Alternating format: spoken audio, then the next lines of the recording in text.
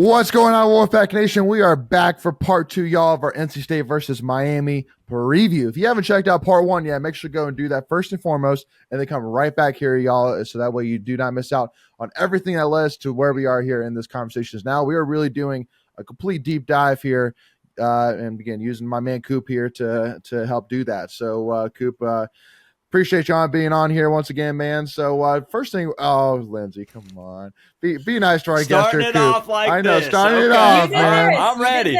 I'm ready. Yeah, Hold up. Let me get my shirt tucked in here. Right. All right, let's go. Come on now. I'm ready.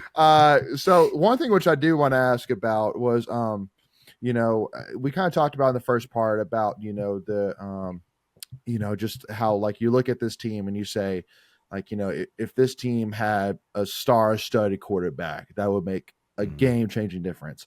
And so I wanted to kind of ask, again, a couple years ago, a guy that we even mentioned while in between recordings, Indar King. I mean, he's a guy that he tore us up in 2021 when he came to town, man. We couldn't stop him. If we had 13 guys in the field, we couldn't stop him that day. He was unreal that day. And so, I mean, do you see that maybe it was just timing wise that it just didn't work out, that you have much more of a better kind of surrounding talent now, but you had the quarterback then, just didn't kind of work out timing wise? Is that kind of how you look at when you think about Indar King's, legacy at Miami?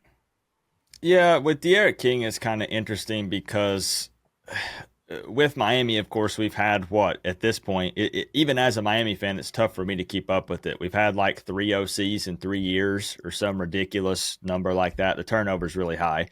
Indar King, though, was a fan favorite. I mean, a dual threat guy, but he didn't really.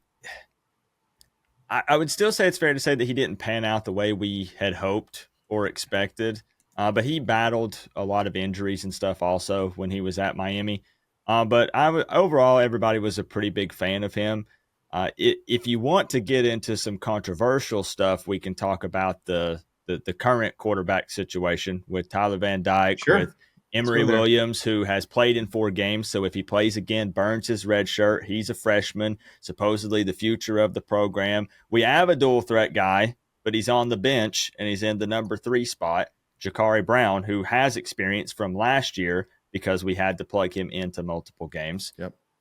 So that's something that for Miami fans, Tyler Van Dyke is up and down. Because he has, right, and you see the results in the field are kind of up and down, right? Like, he has boom games where he looks electric. I know last season it really looked like that, and then because we had Devin Leary, and then we were kind of looking back at what was Van Dyke doing to compare against Leary's stats, and you had Hartman at Wake Forest, and I can't remember who else you had. You had Sam Howell at UNC, and those kinds of things. There was Drake May at UNC last year. But either way, I get curious about that. So who do you think is, I know, just speaking for you personally, you mentioned the QB controversy. Who do you think it needs to be for Miami? I mean, we actually did an entire stream on my channel about this just last night, and it was supposed to be like an hour long, and it went for 4 hours because nobody could agree on it. The fan base is so split on this. For me personally, an actual 90 to 100% healthy Tyler Van Dyke gives Miami the best opportunity to win games right now. I mean, the next guy up, it's been shown, is Emory Williams, who is a freshman. Now, the reason why Miami fans are up in arms is because Miami started the freshman quarterback, Emory Williams, against Clemson, and Miami beat them. And again, we already talked about this. That hadn't happened in 13 years. So, a lot of fans are quick to crown somebody off of one performance, when the reality is, when you break it down and look at Emory's stats from that game, they weren't spectacular. They were just okay. It was enough to get the job done. What won Miami that game was the trenches, running the ball on them, our D-line. It wasn't necessarily Emory's performance specifically. My argument here is an actual 90 to 100% Tyler Van Dyke is best. The problem is it doesn't seem like he's anywhere near that. It's come out that he tore some ligaments in his hand or in some of his fingers right in the offseason, right before it started. He's been wearing a brace on one of his fingers on his throwing hand. His right leg is wrapped. He's wearing a brace on that leg as well. And it really kind of shows when you watch him play the games. He's selling a lot of balls. He's overthrowing. He's underthrowing. And you're seeing him do some things that are a little uncharacteristic of him. But there are also some things he's been doing that kind of goes back to last year, even with a different offensive coordinator. He tends to stare down receivers at times. He tends to laser in on Xavier Restrepo, which even some announcers have mentioned that. I know Dabo Sweeney mentioned that before we played them, that's kind of his security blanket. He knows he can rely on that guy, and he goes to him, honestly, way too often. So it's an interesting scenario. If you throw Emory in there, let's say in this game against NC State, it burns his red shirt. So do you burn his red shirt with 4 games left in this season?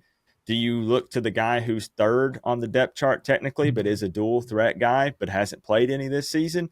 It's a really tough, crazy scenario for Canes fans. Yeah, you were talking about how Tyler Van Dyke can be kind of up and down. In y'all's most recent game over in a win over Virginia, he had 163 yards on 20 of 30 passing, but had no touchdowns and 2 interceptions. And State has kind of a quarterback struggle as well. We started the season with Brennan Armstrong and are now playing MJ Morris. MJ, in our most recent game, we beat Clemson. He threw 138 yards and was 11 for 20. So looking a little like a lesser performance than Van Dyke, but he had 2 touchdowns and no interceptions. So how do you think these 2 quarterbacks kind of line up against one another? That is interesting. I want to, but before I answer that, can I ask you guys one question? Sure. Because I am more familiar with Brennan Armstrong because, of course, we faced him several times when he played at Virginia. Right. As NC State fans, because I watch you guys, but I didn't follow as much when this particular thing happened. Were you guys for them doing that swap from Brennan Armstrong to MJ Morris? Was that like a fan, like you guys were like, yes, this is the what we should do? So at the time, so I guess for our story, it was, going the off season, Devin Leary transferred to Kentucky, and we brought in Brennan Armstrong. Now, granted, we also brought in Robert Anai, who was at UVA with Brennan when he had like his 4,400 yards of passing, and I think it was like almost 1,000 yards rush. It was not 1,000. It was like a few hundred yards rushing. I can't remember how it was, but it was like a crazy offensive statistical year. Anai goes to Syracuse for 2022. He comes to State in 23. We get Brennan Armstrong. We're like, man, there's a really good chance that he could, at least if he gets any sort of similar production to that with State's defense, it's going to be pretty sweet, I think, this season. He struggles as we go through the season. I mean, he has some moments. He's actually really good rusher. He was our leading rusher on the team. And he's like, I think after, going into this last game against Clemson, he was your leading rusher and he hadn't played for 2 games. Really good rusher. Wow. But he just really struggled getting a spark going with the team, making the right passes. It just was like, there's just something missing here, man. And it wasn't going. And receivers weren't catching the ball very well. So when it came time to make a change, people were like, they were for it. I mean, people were for it. Like, we need to let's see MJ. We got to try something. Like, this is not going well. And you put MJ in, and he plays against Marshall. Marshall had a top 25 defense, and he threw for 4 touchdowns at the time. But at the same time, some of those touchdown passes were kind of. I know one in particular was like one of these handoff shuffle passes, like before, like it's like a jet sweep, and he's coming in front of the quarterback and hands it off. That was a touchdown. There was a couple plays that were just really easy reads, and it was a touchdown. And that's credit to him.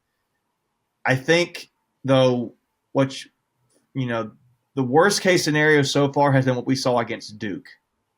State, looked terrible offensively against Duke. Couldn't move the ball to save their life. I think the only time we scored against Duke was we put 3 points on the opening drive. We had a pick and the opening drive and kicked a field goal, and we didn't score anything the rest of that game.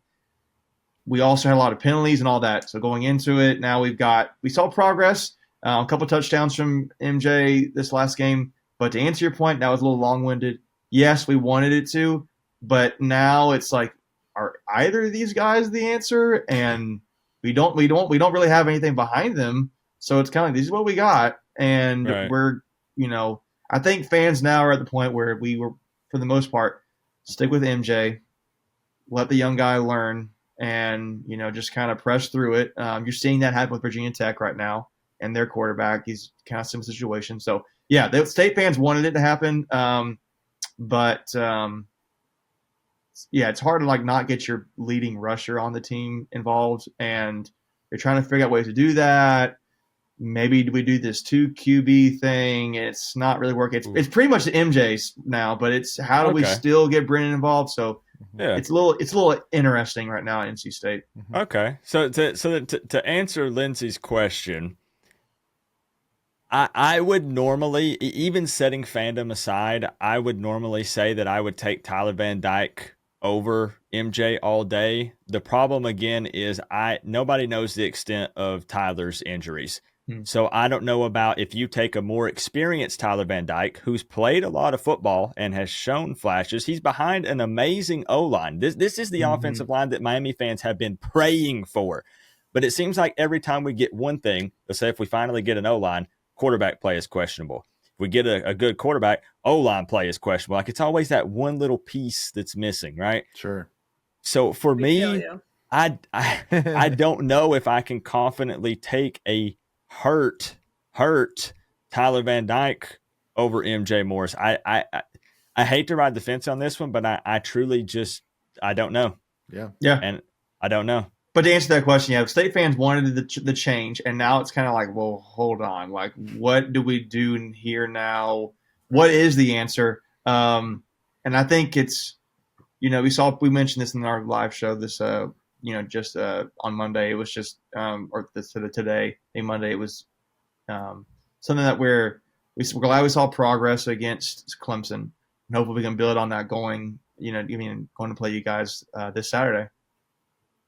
So, but I guess just going in the matchup, I'm curious, Coop, with Miami. So this season, we talked about in the last episode about how the offseason worked out for Miami, what your thoughts were about Cristobal. You mentioned the quarterback controversy a little bit here, and your thoughts there about Van Dyke or Emory Williams or Ja'Cory Brown. Let me answer this. What are the strengths of Miami's team? You mentioned, I think, just want to touch on it. You said offensive lines of strength. You mentioned your defensive end, and your basically your defense, basically in general. Yeah. You mentioned some weaknesses a little bit. You mentioned that right now you're not really sure what they got. The quarterback is all the way there just yet. But what are like any more strengths, weaknesses of Miami this season? Yeah, I think, and some of these might be a repeat. I'll just kind of start from the top here, but I can't talk about strengths without mentioning the D-line. It's a very strong unit. Unfortunately, we're not as deep as we were a couple of weeks ago. We've had some big-time players like Akeem Mesidor and Nigelique Kelly go down, which hurts this team a lot. But we've got Ruben Bain. We've got some other big-time names on that D-line. Offensive line, again, as you said, that's a really good, strong unit. Defense as a whole has been pretty consistent, but there are definitely some issues and some things I'm worried about if I want to touch on a weakness here, which would be our secondary at times, our corners, especially in some one-on-one matchups. I know you guys have Casey, what's his name? Kevin Casey Concepcion is how it all pronounced. I didn't know. I butcher everybody's name, players especially. But I mean, I'm really worried about how we match up with that guy. I realize it's only one guy, but we couldn't stop Malik Washington when we played UVA. He had over 150 yards on us, and we knew they were going to throw to him. We still couldn't stop it. Yeah. When we went up against UNC, Tez Walker went off on us. And I know that you guys are hype. That he's a true freshman, right? No, he's not a freshman. He transferred from. It's a double transfer. He transferred somewhere else, and that was the controversy, right? Okay. That was the controversy because, like, he transferred. He went to NC Central to somewhere like Marquette or somewhere like that. I can't remember who it was, and then he transferred to UNC. And I won't get into all that, but there was some Yeah. Yeah. All complaining. controversy. So- He's trying to transfer, and then it happened because Yeah. new information came out. Right. And so no, he's not a true freshman. Okay. But he's a So really good receiver. I'm worried about some of those matchups, those one-on-one scenarios there. And then again, this would be for this game specifically, but it seems like you guys have some veteran, experienced guys on defense. And I'm worried about them at times exposing our inconsistent passing game, especially if Tyler Van Dyke is playing. So that could be a problem. And going back to, I don't know why I'm flip-flopping around like this, but I'm That's just good. all over the place. Mhm. Another strength, again, for Miami would be the ground game. I know that kind of ties in with the O-line, but, it's all got to work together. And even though it's not super explosive, we're not going to rip off 40, 50-plus yard runs all game. We chip away at you. We wear that D-line down. We know that we can bully you and push you around, especially late in the game. And that's probably going to be Miami's biggest strengths and weaknesses right now. Yeah. And And I the want line for this. to Go ahead, Leighton. Well, I was going to say. I mean, so when I look at Miami, I see really two weaknesses, maybe that you haven't mentioned. First and foremost, wide receiver wise, that you do have guys that are solid for sure. I mean, Restrepo has been your leading wide receiver, has led Miami in terms of receiving four of the 8 games. But in my opinion, I mean, it's like, especially if you have a middle tier quarterback, it helps when you have that star-studded wide receiver to kind of help make the quarterback look better, which from at least the highlights I've watched, Restrepo's not that. He's solid for sure, but not necessarily the star-studded. He's more of a possession guy. Exactly. Agreed. Yeah. He's a guy that will take what you give him, but maybe add much more than that. So, but I also want to kind of get your thoughts too, that your only 2 away games so far have been at Temple and at UNC. And I don't know what your thoughts are. I don't know, what your thoughts are. UNC is not much of a road game. UNC is not at UNC is not a road game, man. It's not. The aluminum makes more noise than the fans. Okay. So I mean, so that's the other thing which I'll say is that now that we have beaten Clemson, you're going into Carter Finley Stadium. It's going to be packed. It's going to be loud. I mean, it's going to be a bunch of hyped state fans for sure. Night game, 8 p.m. Under the lights. It's going to be sick. So I mean, do you see a potential of guys that a lot of new faces, that chemistry is going to be tested now, on the road and in front of a really what I hope to be a very, very tough road environment. Let's put it that way. Oh yeah, no, and I'll just be blunt. That's a massive concern for me because again, we make the joke about North Carolina not really being a true road game or road test, but the reality is it's the only ACC road game Miami has played so far this season, which was also at night, and they lost it. Right. So yeah, I am very, very worried about that, and I don't know what the environment is typically like at Carter Finley Stadium, so I don't truly know what to expect. But it would be something that worries me probably more than I'd like to admit. But that's something I'm super concerned about. Are you going to be at the game, Coop?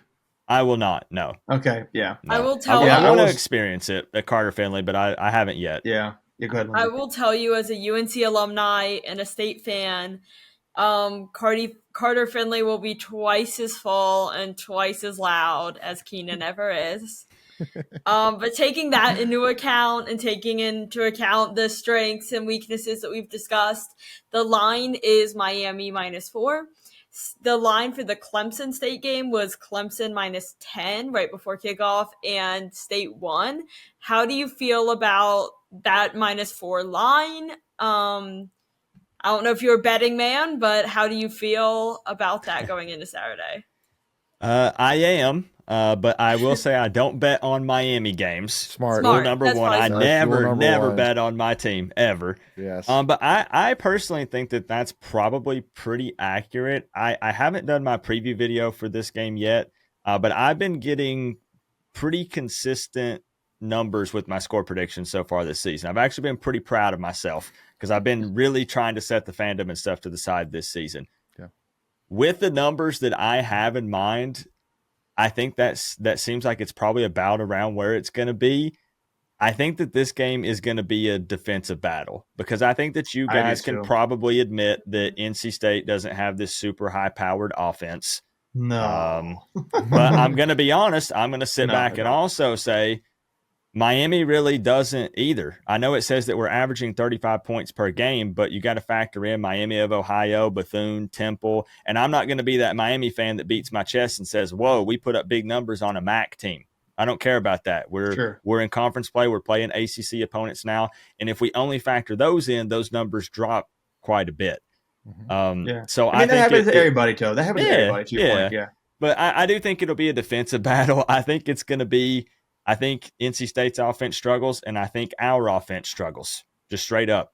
So I think it showing up as kind of a close game, I think that's fair, and I think it will be. Honestly, I do.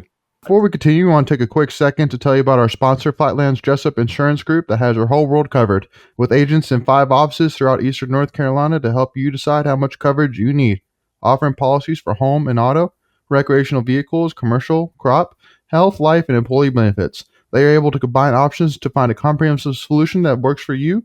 Flatlands Jessup protects the things you love so you can spend less time worrying and more time enjoying them. Find them on Facebook and Instagram at Flatlands Jessup. You can also visit their webpage at www.flatlandsjessup.com. So please make sure to go and check them out. So I want to ask a question that's not really offense or defense. I want to ask, so can you give me an idea of what your special teams look like? Because you got a guy who was specialist of the week. Hold on. Let me grab something real quick. Hold on. Okay. Oh, man. Okay. Oh, man. If we're going to talk about this man, then we're going to need this on. Okay. Mustache. Okay. Andy Borregales voted sexiest mustache in college football 2 years in a row. Okay. This man is good. This man is solid from 50 to 55. I'm looking up the mustache. All it's day. Pretty solid. Every day. All right. This guy, he doesn't get enough credit. If you want to see me get all hyped up, we could do a whole segment about Andy Borregales and the kicker. Kickers need love too. And punters, we don't see enough of that. People only give them attention when they harp on them for missing the game-winning field goal or the extra point or something like that. This man literally has made some crucial kicks for us in overtimes, and everybody's only focusing on, that Fletcher ran it in and won and all. Andy Borregales is a really, really good It's a 3-phase game, right? Yeah. And we also, we have Dylan Joyce from Australia, our second Australian punter that we've had. And he's doing okay. It could be better, but he's a freshman, so, he's going to continue to get better. But Andy Borregales, it's funny because at this point, I don't even remember the question you asked because you mentioned Andy, and I just started going crazy. So I don't even know where Coop went to. I don't know who you are, but Coop's just gone now. Yeah, yeah. Dude, where's the other guy going now? It's Coop. He's back. So what were we talking about, guys? Yeah. Well, we asked the other guy. We asked you about the specials, and then some random guy showed up with a mustache. No, seriously. Miami seems like they're getting it together too. They're finding out who the best guy is to put back there to return punts and kicks. Keep an eye on Brashard Smith. They're finding more and more ways to get him involved, slot receiver, but we've been using him in the run game, been returning some kickoffs and some punts. That dude is electric. Is he punt return or kick return or both? At times, both. But you'll see them. We're kind of rotating in lots of different guys. But I think when you look at the return yards he's had so far this season, you're just going to see him get more and more reps. Sure. Yeah. So with Borregales, I noticed that Miami's actually first in the ACC in field goal percentage, and he's 15 for 16. I think he's missed one kick this season. He sucks. I think. Yeah, no. He is. I mean, obviously they're in their first for a reason, but I would say to complement that, I actually think you could see a lot of kicking this game. I think it could be. You mentioned offense struggling. State's got a pretty good kicker this season too, and I don't think he's getting enough credit either. You don't think so? I think he's pretty good. No, I think he kicked some. He kicked some. Did he kick a 50-something yard field goal like a couple times this season? Yeah. He broke the program record. Okay. Yeah. So last year we had the Luke Groza winner in Chris Dunn. He was phenomenal. Awesome. He's been awesome. He didn't have a mustache. He was like just a clean cut country farming boy. He was fine. Yeah. But it was deduct some points for sure. Yeah, but he did come out with some pretty awesome walkout music when everyone did a kick because it was true. pretty sweet. That's all I gotta say. Yeah. Look it up. But he Okay. gets up there and he goes on. He graduates. They get a transfer from Western Kentucky named Braden Narvison with an N. Narvison. Mm-hmm. He's actually been pretty good, I would say. It's hard to follow up a guy who wins the Lou Groza Award and then he makes the kicker. Like he's I think him and Borregales are one or two of the best kickers in the ACC. And so I think you could see if you're mentioning offenses struggling.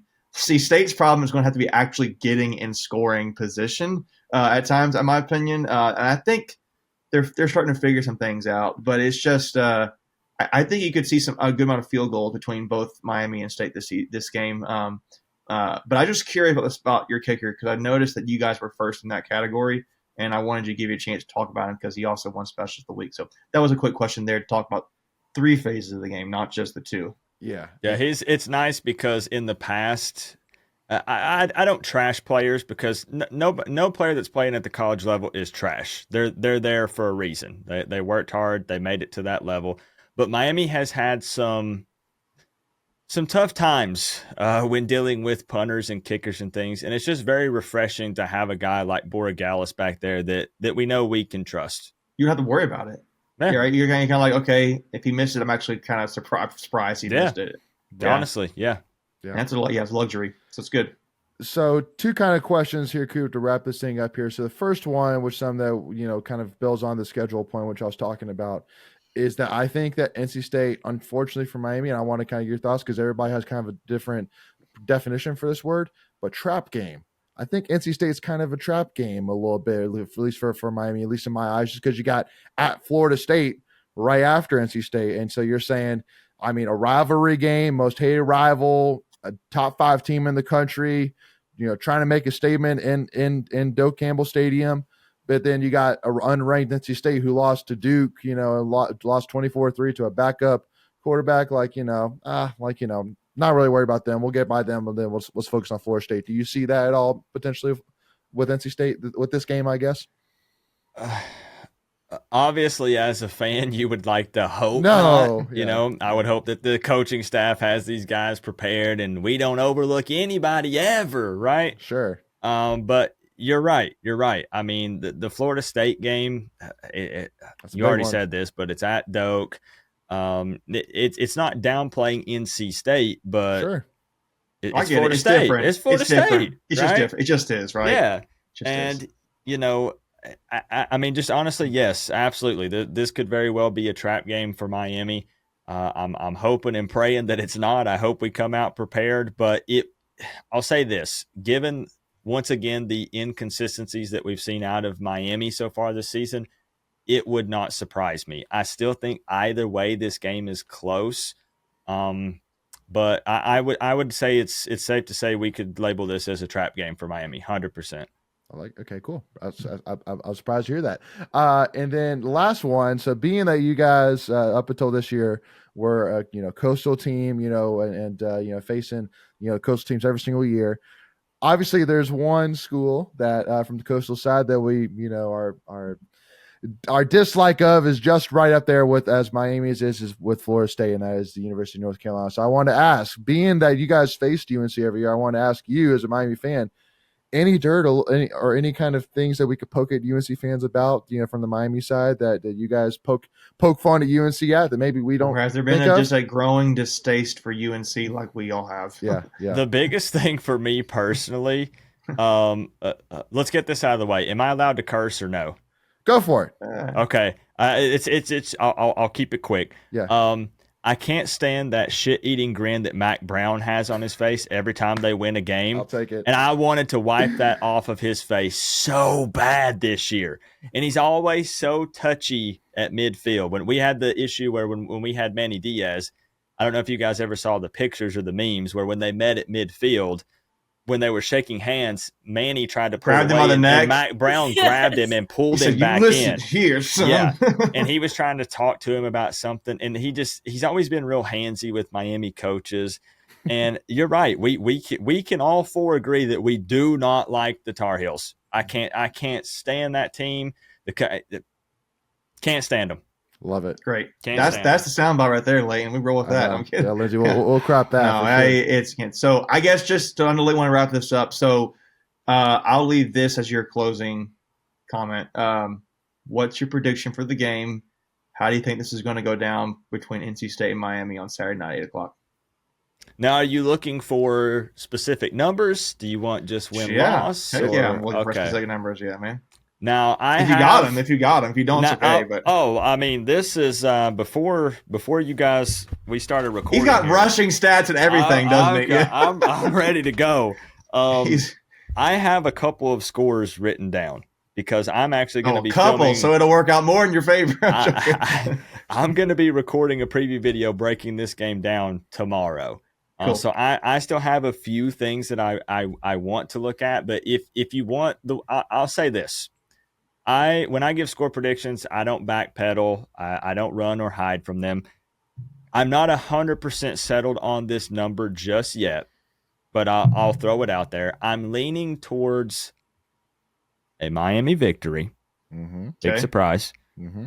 24-20 is what I'm leaning towards right now. I think the spread is just about right there. Dead on, honestly. It's 44.5 with Miami the 4-point lead. So it's like they're predicting a 24-20, 24-21 kind of I don't think anybody's blowing anybody else out. We've already talked about it in these videos. I think it will be close. I would go 24-20 Miami if I had to put money on it right now. Sure.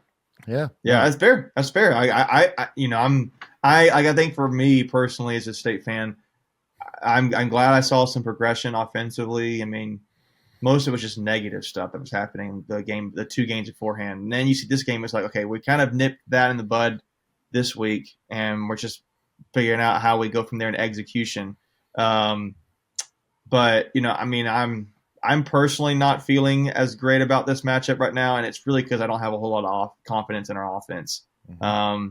And that's just being honest. I think when I look at the two teams, I know Miami. I didn't really realize how strong Miami has been defensively. I think the insight you shared about the matchups they've had, I think Lane pointed out the 2 road games have been Temple and UNC. Mm-hmm. This will be definitely different, but it'll be something that I don't know. I'm kind of feeling like this is a game where State maybe plays better, but I just think offensively Miami is a different level right now than State is. And I look at Clemson and State, and Clemson was, to Lindsay's point, Clemson was a 10-point favorite. State really won that game on a couple passes to Conception and a pick six by Peyton Wilson. And beyond that, wasn't much going on. Like, we had 200 yards basically of offense. 202 was the number. I just think Miami's offense has more success there. I do think Miami gets this win personally, but it is something that I could see State making the progress. Like, State, you got to realize State wins games that don't make sense sometimes. Like last season, you go back to that. They had, I don't know if you remember this, State had 4 quarterbacks they had to play last season. They were the only team in the country, I think, that had to do that. And they somehow found a way to get 8 wins. And it didn't really make sense how they did it. We didn't think we were going to beat UNC last year with Drake May, and we did. I kind of, for me, wonder, like, is this like this kind of game for State? So and let me kind of add this one stat for you to think about here, Coop, and you can kind of think about this as your notes. There's only one team in Doran's 11-year tenure that's a good one. in the ACC that Doran has not beaten. He's never Miami. Beaten. That's the only team in the ACC that Doran has never beaten, and that's Miami. And I'll add this too, real quick, to go along with that. Dave Doran just tied the NC State all-time wins record. If you were to get this win against Miami, he would have the record. So I don't know if that doesn't really matter. I don't think it's going to affect anything, but it's just like a couple little things on the line there. Yeah. To be fair, when I went to the Clemson game, I did a late video the night before that. And I said in that video, I kept saying, it just feels like Miami is due. Mm-hmm. Like they're due to win this game. And again, it doesn't really work that way, right? Sure. We know it doesn't. Yep. But I just had that feeling going into it. So you think this might be, maybe?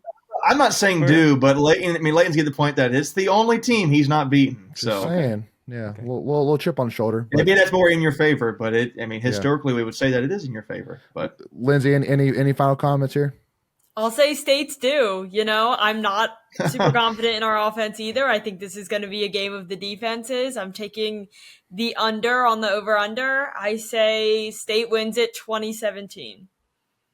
2017. That's a good score. Yeah, I could see 2017. I could even see it being 24 because 24-21, 24-20. State 24. Also, a side note, that's been the number State has scored multiple times this season. They've scored 24 points, I think, on 3 or 4 occasions this season. So I think if they can get to 24 points with the way their defense plays, maybe that's enough. But I also noticed Miami's averaging about 35 points a game. State's averaging about 25 points a game. So that's where I come back to. For me, it's just like I think the offense is different. But to Lindsay's point, they are what we talked about earlier. States might be due for for like Coop said, it doesn't work that way, but I don't know. It's all aligning. And I will say, and I know you've never experienced NC State, you never experienced Carter Finley. I know they did a few times they've asked ACC football players random questions in the off season just to get prepped for the regular season at times, and they'll be toughest places to play. A lot of them do say, or what's underrated is the State's up there. State's up there. And I think one thing's a feature, if you ever notice, they have really high walls behind the home team and the opposing team. And so the fans are right on top of teams. It's just it's kind of underrated. I mean, I think it's definitely underrated nationally, but it'll be interesting. So again, you got my prediction. You got Lindsay's. You got one, Leighton? Yeah, no, I'm gonna stick at the. I'm gonna stick. See, because again, I mean, if we're gonna win, it's gonna be because we limit Miami offensively. We're not gonna win a shootout. So no, he's correct. So it's in my opinion, I like 2017 too. I like that score. I like that. Miami gets a couple, but we hold them just enough in order to squeak by and get the win. So, but it's going to be a tough game. I'm really looking forward to it. But Coop, no matter what, next time Miami comes to Carter Finley, I know the AC schedule just got released today. Next time Miami comes to State, man, put that down, man. You got to come to Raleigh. We'd love Let's to host make it happen. I'd like to experience it for sure. Yeah. Well, Coop, I appreciate. I know this recording's gone along, but again, man, we had a blast, obviously. So we just couldn't stop rolling, man. Just like you said, a 1 hour stream went 4 hours. This didn't quite go 4 hours, but so. But again, y'all. So if you want to check out Coop and if you want to check out any of his NC State versus Miami preview content, make sure to go to YouTube, search Coach Coop. And that's COOP, and make sure to go check his content out. He does phenomenal stuff. Again, been a huge inspiration for the Tuffy Talk side. A lot of stuff you see from the Tuffy Talk channel was originally inspired by Coop. So Coop, again, it was an absolute honor and privilege to have you on. And again, best of luck this weekend, man. And we'll look forward to chatting with you through the game and after the game, man. Hey, I appreciate y'all, and you guys that are watching this, show them some love. Subscribe, like the video. Come on now. At this point, you guys know what to do. These are some really cool people, and I appreciate them giving me the opportunity to jump on here and chop it up. Sometimes it's dangerous bringing Miami fans on to shows, okay? I know. But you were willing to bring me on, and I appreciate that. We had a background check done on Coop, and it was all good, so it worked out fine. Good. So. It's all good. They didn't find what they were looking for. It's okay. That's right. That's right. Well, thank you all so much for tuning in. We will see y'all Saturday night, 8 p.m. in Carter Finley Stadium, man. And go Pack, baby. Go Pack.